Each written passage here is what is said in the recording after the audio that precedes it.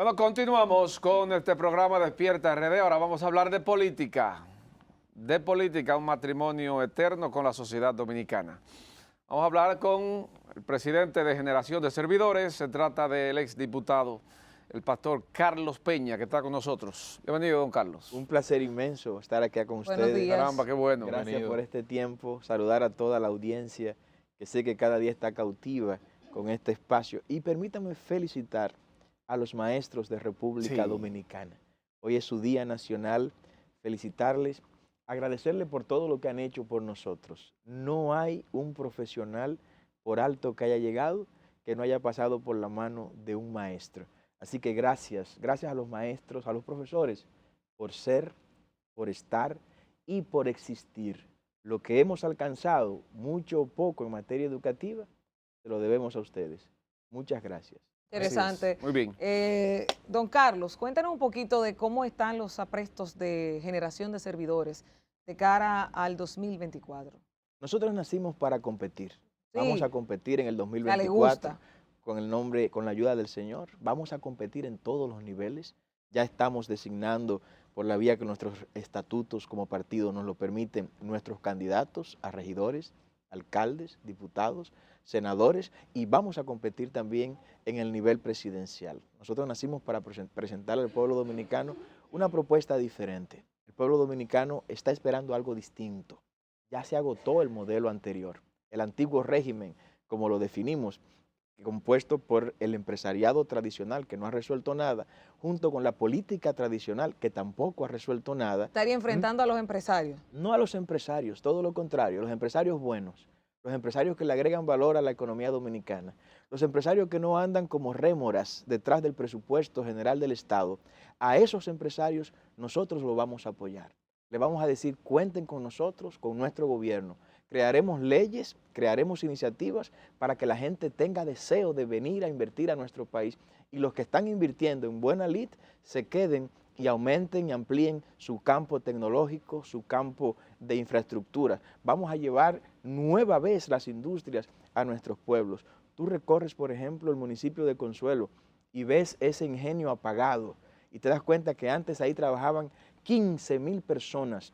Y hoy el ingenio de Consuelo es tan solo un almacén de chatarras, de lo poco que han dejado ahí. Pero lo mismo ocurrió en el municipio de Quisqueya, allá en San Pedro de Macorís. Si te vas al sur, te vas a Fundación, te das cuenta que las naves donde operaba la zona franca de Fundación está vacía, y el mismo pueblo de ese municipio se ha ido, ha abandonado. Te vas a Peñón, te das cuenta que están cerradas las fábricas, y no hay que irse muy lejos. Vete aquí a la zona industrial de Herrera y vas a ver los almacenes que antes eran naves que ocupaban máquinas, herramientas, industrias que operaban. Hoy son almacenes de productos que se importan. Nosotros vamos a manufacturar en República Dominicana todo lo que podamos manufacturar acá, y para eso vamos a crear las condiciones. De manera que los empresarios con nosotros, que no tengan ningún miedo, ningún pánico. Ahora, esos empresarios que desde el sector eléctrico, por ejemplo, están adulterando el precio del kilovatio hora, como hoy anuncia el gobierno del PRM, que le aumenta de nuevo la tarifa eléctrica a los dominicanos un 9%, con lo que acumula en 6 meses 30% de incremento en la tarifa eléctrica. Hacía décadas, oiga bien, hacía décadas que no se aumentaba la tarifa eléctrica como el PRM la ha aumentado en menos de 6 meses, sencillamente para complacer a un empresariado que no está dispuesto a ceder absolutamente en nada. Ese incremento de esa tarifa eléctrica que ustedes y nosotros vamos a pagar a partir de mañana, que supera el 30%, bien se pudo haber conseguido esa reducción en el sector de generación, transparentando los costos de producción de los generadores, transparentando el manejo del uso de los combustibles que ellos mismos importan y que hacen negocio también. Pero hay una cosa, perdón, hay una cosa que usted decía de ser rémora, pero eso también se le adjudica a los partidos políticos, a los que no les dicen mayoritarios, le dicen que son rémora del presupuesto ante la Junta Central Electoral. ¿Qué usted le puede decir al país? Porque si los empresarios algunos son rémoras, ¿qué pasaría con los partidos políticos? Mira, los partidos políticos son parte de la democracia misma. Y la democracia misma pues tiene un costo, y ese costo tiene que ser financiado. Yo creo que la exigencia del pueblo dominicano es que los partidos políticos transparenten el uso de esos recursos. Nosotros como partido, ese no es un tema, Eso no es un tema para generación de servidores, el uso de esos fondos. De hecho, no tendremos fondos en este proceso y vamos a competir en igualdad de condiciones y no vamos a exigir esos fondos, dicho sea de paso. O sea, ustedes no exigen los fondos de la Junta. De la Junta Central Electoral. No lo vamos a exigir, aunque la misma ley nos lo otorga y el no recibirlo sería hasta ir en contra de la ley. Pero no tenemos pensado financiar nuestras actividades con esos recursos, sino con aportaciones de nuestra gente, de los miembros del partido. Ahora, cuando tú te das cuenta, por ejemplo, que el gran empresariado recibe 254 mil millones de pesos en extinciones de impuestos cada año, tú tienes que pensar, bueno, aquí hay un sector empresarial que funge como rémora. Cuando a la barrigol, ¿Cómo ustedes se financian una campaña electoral?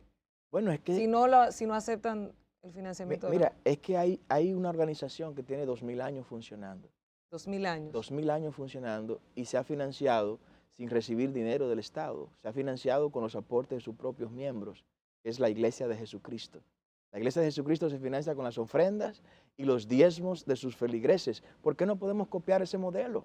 ¿Por qué no podemos reproducir el modelo donde la gente que crea en una organización política aporte a esa organización política para su sostenimiento? Ahora, esa organización política debe darle razones a su membresía para hacer eso. Carlos, usted hablaba del aumento de la tarifa, que ya se va a hacer efectivo a partir de mañana.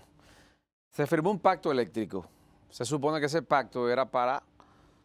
¿Cuál era el móvil de ese pacto, el objeto de que le llegue al consumidor la tarifa un poco más barata, ¿no? Porque supone que es un pacto, no es para encarecerte la tarifa eléctrica. Todo lo contrario. Y entonces esto es lo que ha ocurrido. Ahora la gente se une al sector empresarial, el sector político, te firman un pacto eléctrico, fruto de ese pacto, ahora lo que la gente tiene la tarifa más cara. ¿Cómo explicar eso entonces, Carlos? Estamos, Gilbert, ante un gobierno inepto, un gobierno incapaz. Este es un gobierno que exhibe unos niveles de improvisaciones que avergüenzan a cualquier ciudadano. Ese es el gobierno del PRM. El PRM sabía que con la firma de ese pacto eléctrico se estaba aprobando una figura que se conoce como la tarifa técnica. La tarifa técnica es ese mecanismo mediante el cual se recogen todos los supuestos costos en lo que se incurren para producir el kilovatio hora y luego se le transfieren esos costos al consumidor final. ¿Cuál es el problema? Que esos costos están abultados, están adulterados, y están adulterados por lo menos en 500 millones de dólares al año. Lo que debió hacer el gobierno antes de firmar ese pacto eléctrico fue realizar una auditoría de costos a todos los generadores de electricidad y decirle a cada generador, mira, tú me estás vendiendo el kilovatio hora a las distribuidoras tanto por encima de lo que realmente tú deberías venderlo. Tienes que bajar tantos centavos de dólares. Para que el pueblo tenga idea, solo rebajar $1 centavo al kilovatio hora representa un ahorro para el pueblo dominicano de 144 millones de dólares al año. 144 millones. Un solo centavo de dólar que se le rebaja el kilovatio hora. Si el gobierno fuera capaz y tuviera los pantalones que se necesita para gobernar y le dijera a los generadores, bajen $1 centavo al kilovatio hora, a nosotros nos baja la tarifa eléctrica $1 centavo.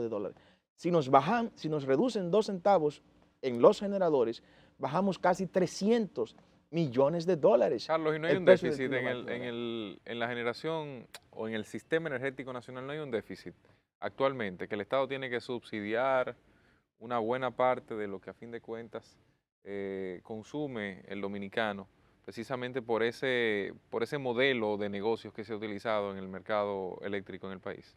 Hay un déficit en varios frentes. Primero hay un déficit de generación eléctrica. Aquí cada año hay lo que se conoce como la demanda vegetativa del sector eléctrico. Cada año hay que agregar por lo menos 150 megavatios nuevos. El PRM, en lo que tiene de gobierno en estos 2 años, no ha agregado ni un solo megavatio nuevo. No hay un solo. Un solo megavatio nuevo ha agregado el PRM. O sea que ya tiene casi 300 megavatios acumulados.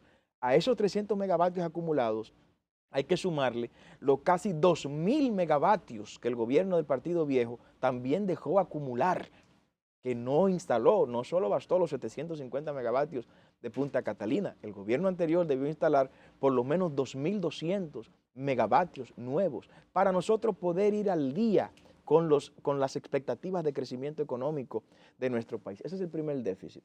El segundo déficit es el déficit financiero.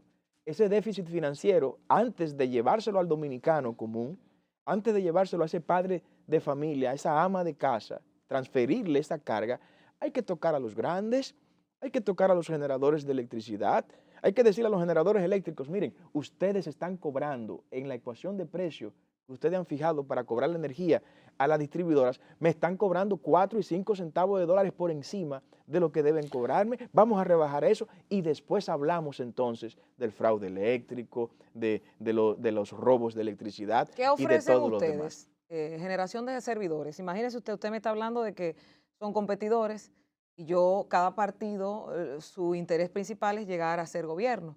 ¿Qué oferta le da generación de servidores a República Dominicana? Porque al final terminan siendo aliados de alguna de las posiciones. Bueno, eso es lo que han querido vender y de hecho el presidente de turno llegó a decir que no hay que mirar hacia atrás, que hay que mirar es al presente, no, ni hacia atrás ni al presente. Eso es un jueguito que trata de enviar un mensaje de que o somos nosotros los que estamos en el presente o son los que estaban en el pasado. No, ni los que estaban ni los que están. Esa debe ser una consigna nacional que cada dominicano enarbole. Ni los que estaban ni ni los que están. estaban ni los que están. Carlos, pero Han fracasado los dos. Usted no era de los que estaban. Usted era PLDista y estuvo hasta 2016, 2017 más o menos. Es cierto, yo estuve. Pero nadie está obligado a estar en una organización que no sirve. Sí, pero entonces todo lo que ocurrió antes de fue bueno o ¿cómo es el asunto? No, por eso nos fuimos. De hecho nos fuimos porque teníamos dos alternativas. O nos quedábamos peleando todo el tiempo a lo interno o hacíamos lo que hemos hecho.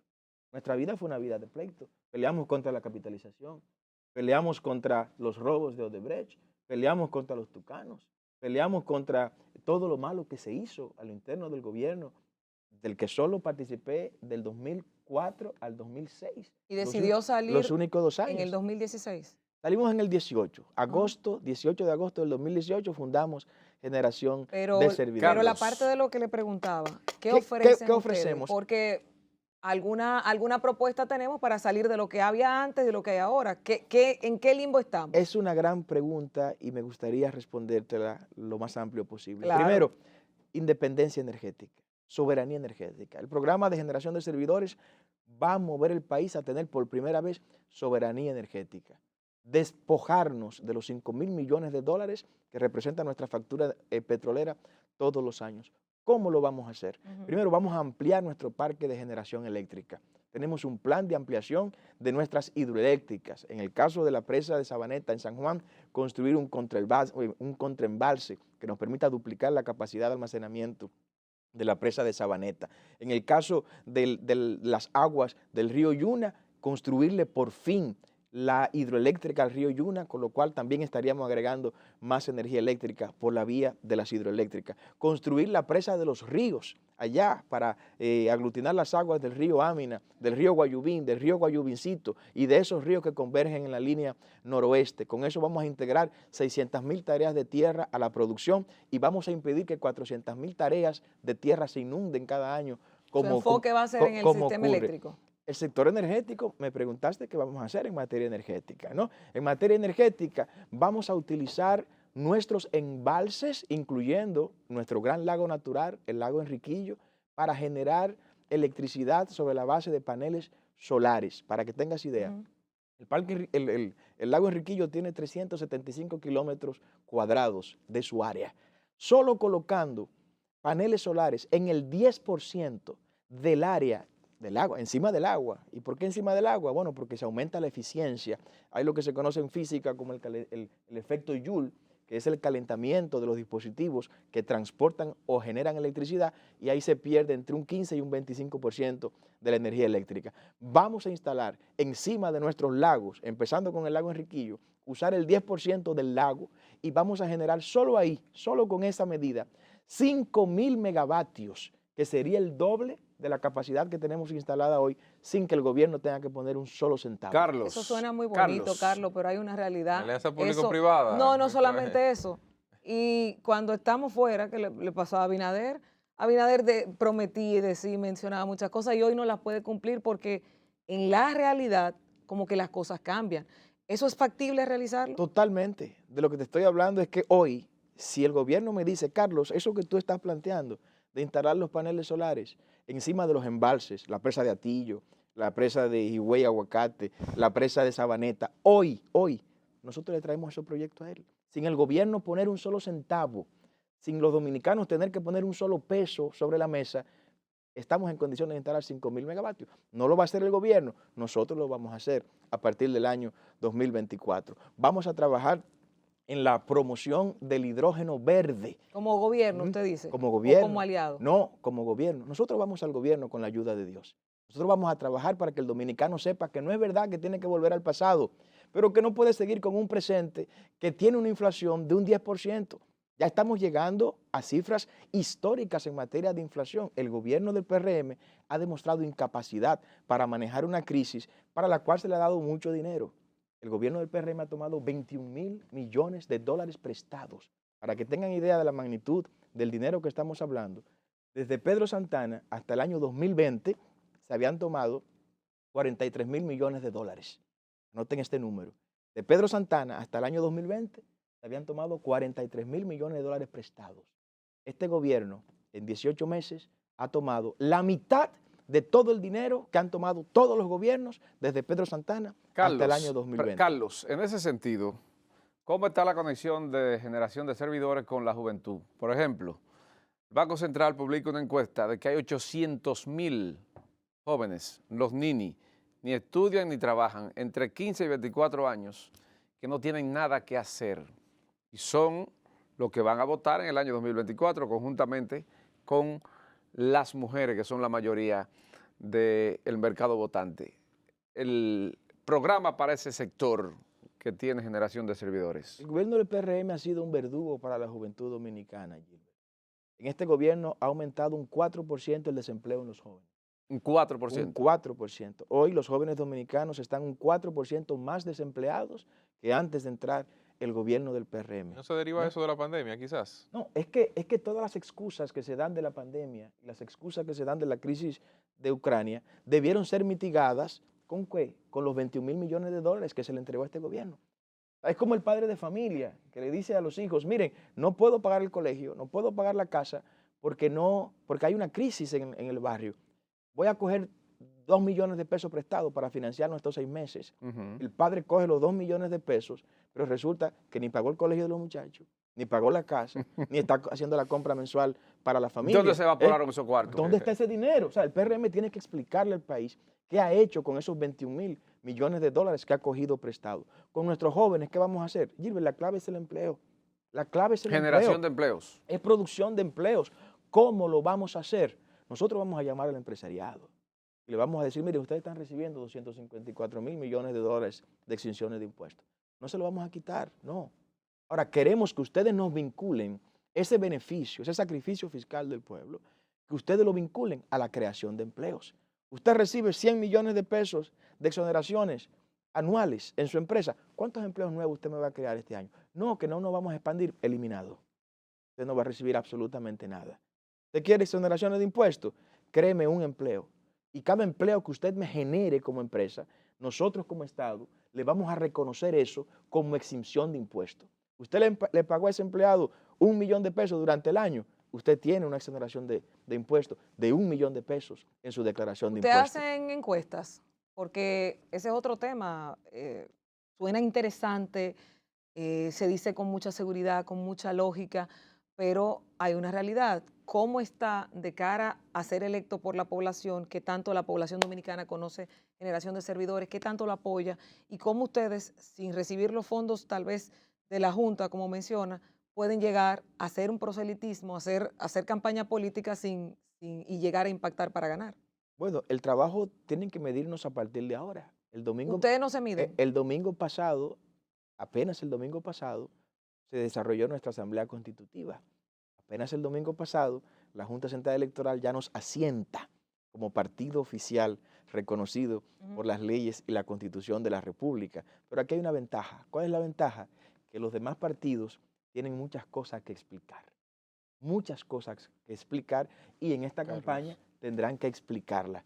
Ellos vienen bajando, a nosotros solo nos queda crecer. No tenemos otra dirección para dónde ir que no sea hacia arriba. Se da una situación, y la historia dominicana es la que lo ha evidenciado. Ningún partido nuevo ha ganado en la primera contienda que le toca. Y más aún, aún después de varias contiendas, la mayoría de los grandes partidos ha tenido que establecer alianzas con otros para ganar. Ocurrió con ustedes cuando era cuando el PLD y el Partido Reformista Social Cristiano, en ese momento, me refiero, por eso hablo de ustedes en ese momento, tuvieron que Juan Bosch y Joaquín Balaguer unirse, levantar la mano en el Frente Patriótico, una cosa inusitada, la historia no era posible pensarla así. Pero Danilo en el 2012 necesitó del PRD, no, en 2016, necesitó del PRD, partidos antagónicos. La Fuerza del Pueblo tuvo que leerse al PRM en algunos niveles para poder competir en el 2020, que fue su primera contienda. Y fíjate cómo ya esos partidos después de ahí han evolucionado. ¿Cómo lo podrá hacer Generación de Servidores, dada la situación que engloba el mercado electoral en República Dominicana? Las alianzas son una realidad y de hecho debo decirle, ya nosotros estamos aliados. Sí, ¿con ya qué? tenemos una alianza con Dios y con el pueblo dominicano. Ninguno de los dos son partidos, No. aunque los compongan. Con Dios y con el pueblo dominicano. Pero Está ninguno lo interesante, está interesante Carlos, con eso. ese pueblo está aliado con todo el mundo, Claro, porque pero hay Dios 5 no vota. millones de... Pero manda a votar. Hay 5 millones de inscritos en partidos políticos y hay cerca de 8 millones en el padrón de la Junta. O sea, como que el mercado electoral se achica para esa gente. ¿Cómo es el asunto? No, el dato es el siguiente. De los 7 millones de electores, el 60% está en esos partidos tradicionales. Sí. El 60%. Y de los cuales hay 800,000 que son comunes a los 3 partidos, para que tengan idea. Hay 800,000 personas Eso que no se han decidido que entre los están tres. en varios partidos al mismo Sí, tiempo. sí, sí. Significa eso que hay un 40% de dominicanos que está esperando algo nuevo.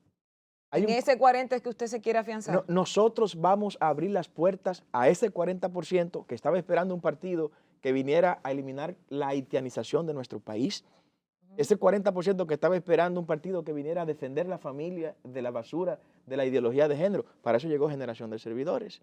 Ese 40% que estaba esperando un partido que saliera a defender la vida en contra del aborto. Para eso nació Generación de Servidores. Ese 40% que esperaba un partido político que no tenga miedo de decir que va a eliminar las AFPs y las ARS privadas, para eso nació Generación de Usted Servidores. va a tener mucho bloqueo, Carlos. Bueno, Usted lo sabe, ¿verdad? es que estamos listos para enfrentar a quien tengamos que enfrentar en el escenario que entiendan que debemos enfrentarlo. Pero nuestro gobierno no será un gobierno de transición, ni será un gobierno de continuación de lo que está. Carlos. Será un gobierno de disrupción y de transformación. Muchísimas de nuestra gracias por nación. estar con nosotros. Gracias, Gilbert. Muchísimas gracias. Un placer. Muy bien. Señores, gracias a ustedes por estar ahí con nosotros en Despierta RD. Mañana es otro día aquí en Telecentro. Siga con Activando la Mañana.